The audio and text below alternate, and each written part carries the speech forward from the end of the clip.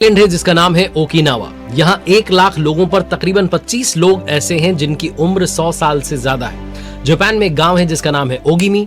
इसे दुनिया का सबसे लंबी उम्र का गांव कहा जाता है। ऐसा कौन सा सीक्रेट है जापान के लोगों के पास कि वो इतना ज्यादा जी पाते हैं? उस सीक्रेट का नाम है इकिगाई। इस सीक्रेट को डिफाइन करते हुए, बताते हुए दुनिया के सामने एक बुक लिखी गई है जिसका नाम है इकिगाई। इकिगाई क्या है, इकिगाई को कैसे ढूंढा जाए, ये सब आपको इस वीडियो में जानने को मिलेगा। इकिगाई जो कि एक जापानीज बुक है और इसकी मिलियन से ज्यादा कॉपीज बिक चुकी हैं। इस बुक को 57 भाषाओं में ट्रांसलेट किया गया है। आप समझ सकते हैं कि कितना पॉपुलर ये कॉन्सेप्ट होता जा रहा है। जब आप इकिगाई बुक पढ़ते हैं तो आप समझ पाएंगे कि हिरोशिमा और नागासाकी में जब परमाणु बम से हमला हुआ, उसके बाद जब जापान पूरी तरीके से सदमे में था, ऐसा लगा था कि जापान अब बहुत सालों तक पीछे हो जाएगा, लेकिन आज जापान के लोग, जापानीज लोग कैसे दुनिया से टक्कर ले रहे हैं, कंपटीशन के इस माहौल में बहुत आगे दौड़ रहे हैं। तो आइए बात करते हैं 5 लर्निंग्स फ्रॉम इकिगाई बुक। आप देख रहे हैं आरजे कार्तिक की सीरीज, लर्निंग सीरीज, जिसका नाम है सीखोगे नहीं तो जीतोगे कैसे। सबसे पहली लर्निंग तो यही है कि इकिगाई का मतलब समझिए। इकिगाई का मतलब होता है सुबह उठने का कारण। मैं अक्सर आपसे कहता हूं हर सुबह मुझे अलार्म की जरूरत नहीं पड़ती, अब तो मेरा पैशन ही मुझे जगा देता है। जापानीज लोगों ने अपनी इकिगाई को ढूंढ लिया है, अपने सुबह उठने के कारण को ढूंढ लिया है, वो रीजन जिसकी वजह से जीवन जीने में आनंद आए। सुबह सुबह आपकी नींद खुले तो आपको लगे कि आज दिन में करने के लिए मेरे पास में बड़ा इंटरेस्टिंग काम है। तो इकिगाई अगर आप ढूंढ लेते हैं तो लाइफ बहुत सॉर्टेड हो जाती है। जिन राइटर्स ने बुक लिखी है वो इस बुक में एक एग्जांपल देते हैं कि ओकिनावा, जहां पर ये सारी स्टडी हुई है, ओकिनावा में वो एक पेंट ब्रश फैक्ट्री में गए और एक ऐसी महिला से मिले जिन्होंने की पूरी लाइफ ब्रश में एक एक बाल जोड़ने में लगा दी और अब वो उस काम को बहुत सलीके से, बहुत एक्सपर्टीज के साथ करती हैं। इकिगाई जो है ये लंबा जिंदगी जीने का रास्ता तैयार करती है। अगर आप अपनी जॉब को अपना इकिगाई बना लेते हैं तो आपको रिटायरमेंट का ख्याल नहीं आएगा, आपको ये ख्याल नहीं आएगा कि मुझे घर भागना है, आपको याद नहीं रहेगा कि कितने घंटे बीत चुके हैं, अगर आप वो काम कर रहे होंगे जिस काम से आप मोहब्बत करते हैं। अपना इकिगाई कैसे ढूंढें, उसके 4 बहुत आसान तरीके इस बुक में बताए गए हैं। सबसे पहला है पैशन। पैशन का मतलब है कि वो काम जिससे आप प्यार करते हैं और जिससे करने में आप एक्सपर्टीज हासिल कर चुके हैं, उसे कहते हैं पैशन। फिर आता है दूसरा प्रोफेशन। वो काम जिसे करने में आप एक्सपर्ट हैं और उसके लिए आपको पैसे भी मिल रहे हैं, तो इन दोनों को मिलाने से बन जाता है प्रोफेशन।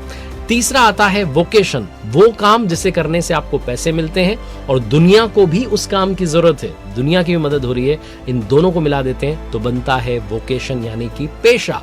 और चौथा आता है मिशन। जब आप वो काम करते हैं जिसकी दुनिया को जरूरत है, आप उस काम से मोहब्बत करते हैं, इन दोनों चीजों को मिला देते हैं तो बन जाता है मिशन। ये 4 तरीके आपका इकिगाई ढूंढने में आपको हेल्प करेंगे। अगर मैं आपसे कहूं कि आप आग के ऊपर अपने हाथ ऐसे रख करके बैठ जाइए तो आपको 1 मिनट भी घंटों के बराबर लगेगा। लेकिन अगर मैं आपसे कहूं कि आपको अपने पार्टनर से बात करनी है, अपनी क्रश से बात करनी है, अपने क्रश से बात करनी है, तो आपको पता ही नहीं चलेगा कितना समय बीत चुका है। यही लर्निंग है इकिगाई की नंबर 2, जिसे कहते हैं फ्लो में रहना, यानी कि वो काम करना जिससे आप मोहब्बत कर रहे हैं। जब आपने देखा होगा किसी पेंटर को पेंटिंग बनाते हुए, उनके पास से आप निकल जाएंगे, उन्हें पता भी नहीं चलेगा, वो इतना मशगूल हो जाते हैं अपने काम में, इतना फ्लो में रहते हैं कि समय जो है उनके साथ बह जाता है। लेकिन अगर आप कोई ऐसा बोरिंग काम कर रहे होंगे तो फिर वो समय काटना बहुत भारी पड़ जाता है। इसीलिए इकिगाई कहती है कि ऐसा प्रोफेशन चुनिए जिसमें आपको वक्त का पता ना चले, आपको आपका काम बोझ ना लगे,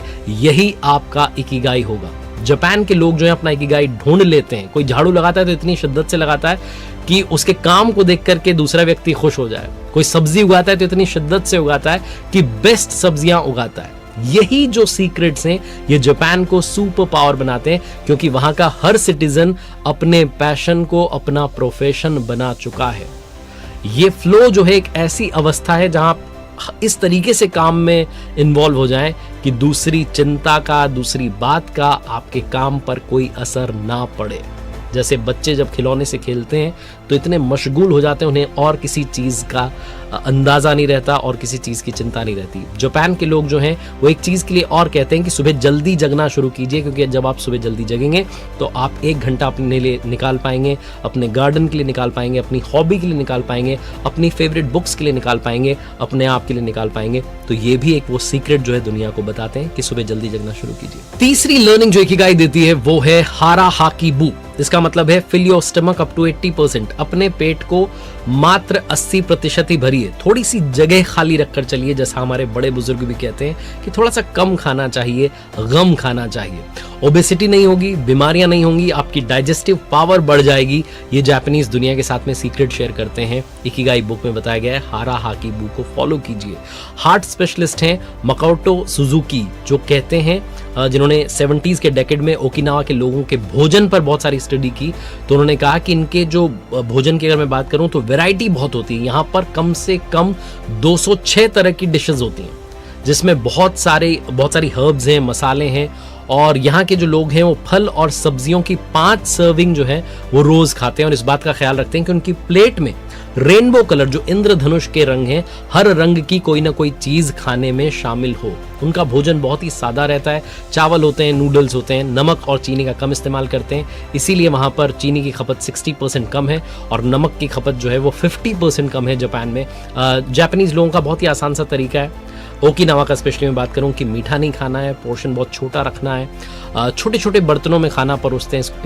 इसमें ऐसा लगता है आपको कि बहुत सारा खाना परोस दिया गया है, जबकि असल में खाना बहुत कम मात्रा में होता है। इसमें चावल, सब्जियां, सूप और बीन्स के जो हैं स्नैक्स होते हैं। जिस बात को मॉडर्न साइंस ने अब जाकर के समझा है, बहुत सारी रिसर्च स्टडीज के बाद में समझा है, उसे ओकिनावा के लोग बहुत पहले समझ चुके हैं, और इसीलिए वहां पर शतायु पार के लोग, 100 पार करने वाले लोग बहुत सारे रह रहे हैं। चौथी जो लर्निंग इकिगाई से मैंने सीखी है वो है मोरिटा थेरेपी, यानी कि accept the things as it is. जैसी हैं वैसी अगर आप स्वीकार लेंगे तो लाइफ बहुत आसान हो जाएगी। बहुत सारे लोग परफेक्शन के पीछे दौड़ रहे होते हैं, भाग रहे होते हैं, लेकिन तब उन्हें समझ में आता है कि परफेक्शन नाम की कोई चीज़ नहीं होती है। कोई ना कोई कमी, कहीं ना कहीं कोई कमी जो है वो रह जाती है।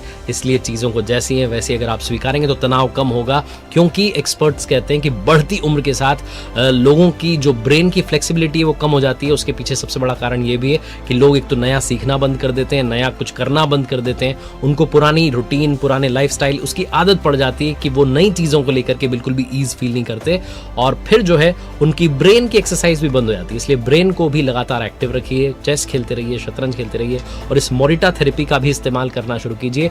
ये बिल्कुल उल्टे तरीके से काम करती है। मोरिटा थेरेपी में कहा जा रहा है कि जैसी चीजें हैं वैसी एक्सेप्ट कीजिए। 4 फेजेस हैं इसके। सबसे पहला है कि आप रिलैक्स हो जाएं, और 1 हफ्ते तक कहा जाता है इसमें थेरेपी में कि मरीज को बिस्तर पर आराम से लेटे रहने के लिए कहा जाता है। उनसे कहा जाता है कि आप जितनी भी ध्यान भटकाने वाली चीजें हैं उनसे दूर रहिए, फालतू की बातों से दूर रहिए। दूसरा जो इसका चरण है उसमें एक्टिविटीज पर ध्यान दिया जाता है, वॉक कीजिए, ब्रीदिंग एक्सरसाइज कीजिए। तीसरा जो चरण है उसमें एक्टिविटीज को थोड़ा और बढ़ाया जाता है, जैसे कि पेंटिंग कीजिए या लकड़ी काटने का काम कीजिए। कुछ ना कुछ उसमें प्रोडक्टिव काम जोड़ दिए जाते हैं, नए नए एक्सपीरियंसेस दिए जाते हैं, माइंड को इंगेज किया जाता है। और फिर चौथा फेज आता है मोरिटा थेरेपी में कि जब पेशेंट ठीक होने लगता है, रिकवर होने लगता है, तरोताज़ा फील करने लगता है, तो पुरानी दुनिया से निकल करके एक नई सोच, नए पर्पस, नए उद्देश्य के साथ में जीवन में एंट्री कर रहा होता है। तो ये 4 फेजेस में मोरिटा थेरेपी होती है। जापान के जो लोग हैं वो मोरिटा थेरेपी की मदद से गलत चीज़ों को भी एक्सेप्ट करके उनको माफ़ कर देते हैं। दिन भर में जो कुछ गलतियां हुई उनको शाम में माफ़ कर देते हैं, गिल्ट नहीं रखते हैं, अगले दिन की फ्रेश स्टार्ट करते हैं और फ्रेश लाइफ हर दिन जीना शुरू करते हैं। और सबसे इंपॉर्टेंट लर्निंग नंबर 5 इकिगाई से सीखने को मिलता है रेडियो टाइसो के बारे में। ये क्या है? इसका मतलब है कि आप हमेशा बॉडी को मूवमेंट में रखिए, चलते फिरते रहिए। जापान के जो लोग हैं उनकी लंबी और खुशहाल जिंदगी का सीक्रेट ये है कि वो हमेशा अपनी बॉडी को मूवमेंट में रखते हैं, एक्सरसाइज करते हैं।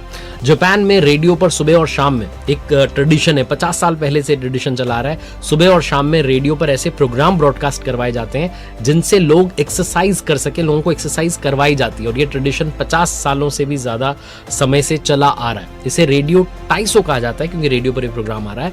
जापान की हर कंपनी के जो एम्प्लॉइज हैं वो काम शुरू करने से पहले रेडियो टाइसो करते हैं, चाहे उनकी कंपनी फॉरेन में ही क्यों ना हो।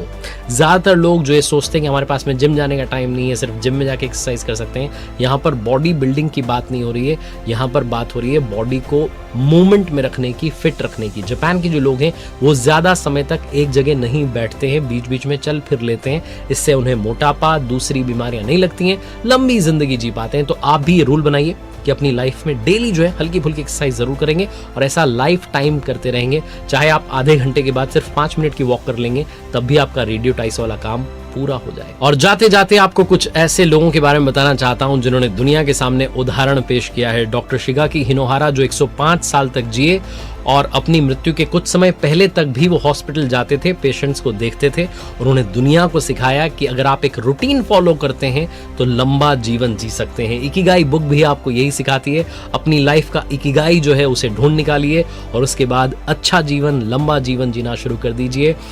जापानीज जो लोग हैं वो एक बात और कहते हैं कि इम्परफेक्शन को स्वीकार करना शुरू कीजिए। जापानीज कल्चर में माना जाता है कि इम्परफेक्ट चीजें जो हैं बहुत सुंदर होती हैं, जैसे कि टूटा हुआ कप भी सुंदर होता है। हम टूटे हुए कप को नाकारा समझ लेते हैं, बाहर फेंक देते हैं, डस्टबिन में पहुंचा देते हैं। वहां टूटे हुए कप के कॉन्सेप्ट को वाबी साबी कहते हैं। इसकी मदद से आप जिंदगी को खुशियों के साथ जी सकते हैं। आप एक्सेप्ट कर सकते हैं एज इट इज, जैसी है वैसी ही स्वीकार सकते हैं। परफेक्शन की खोज में भटक कर अपना समय बर्बाद ना करें, बल्कि जिंदगी को कमियों के साथ स्वीकारें और ज्यादा एनर्जी के साथ, कम तनाव लेकर के लंबा जीवन जीना शुरू करें। इकिगाई से बहुत कुछ सीखने को मिलता है, आप पढ़िएगा जरूर। उम्मीद है आपको इस वीडियो में काफी कुछ समझ में आया होगा, काफी कुछ सीखने को मिला होगा। देखते रहिए हर सोमवार सुबह 9:30 बजे मेरे साथ एक नई कहानी और हर शुक्रवार सुबह 9:30 बजे लर्निंग सीरीज का एक नया वीडियो। कर दिखाओ कुछ ऐसा कि दुनिया करना चाहे आपके जैसा।